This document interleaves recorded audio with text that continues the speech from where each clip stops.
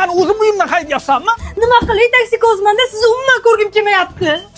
Palaketay, dam olishga ham taksikoz bo'ladimi? Ket. Assalomu alaykum. Xotiningizga telefon qilib, "Men seni yaxshi ko'raman" deb ayta olasizmi?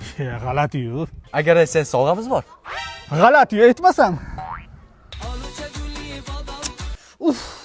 Alo, nima telefon qilyapsiz? Men sizni ovozingizni ham eshitgim kelmayapti.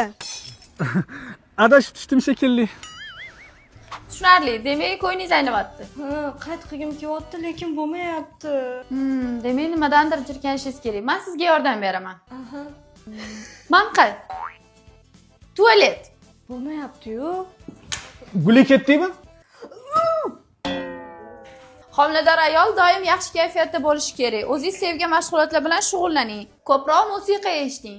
Men har doim yo'lda ham muzika eshitib yuraman, lekin telefonimning ekran o'chib qoladi. Shuning uchun ham Janatubdan foydalanish kerak-da.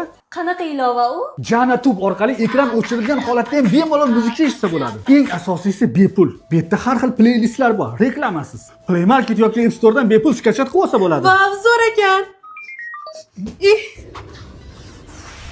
Voy qizim, ne sovuqda turibsiz? Ichkari kirmasdan. Mana buni tez kiyib oling. Issiqqina. Rahmat oyijon. Eringizniki. Nima uchun siz bolamiz uchun iltimos ko'zimga umuman ko'rinmang. Hali shunaqami? Dada nima qilganini ko'rdingizmi? Ko'rdim. Men xotining xafa qilyapti. Dada sizni noto'g'ri tushunyapti. Kir ichkariga. Oldidan bir qadam ham qimirlama. Suropingga sani.